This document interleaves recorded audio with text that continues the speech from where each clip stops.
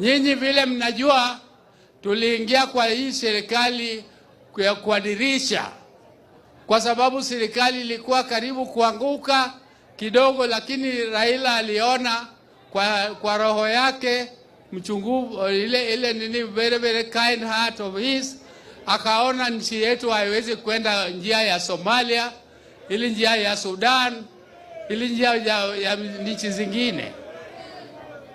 Raila akasema tuingie hii broad based arrangement. Na hii chama, hii serikali hatukuipigia kura.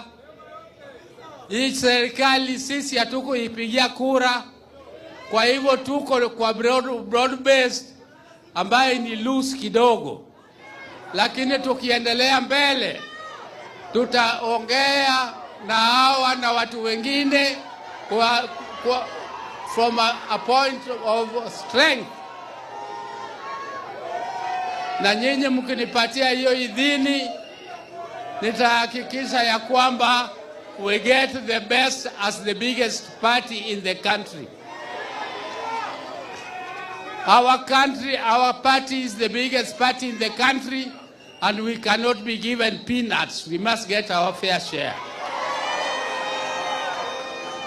What our people have not been getting, they will now be able to get. And we are going to work hard.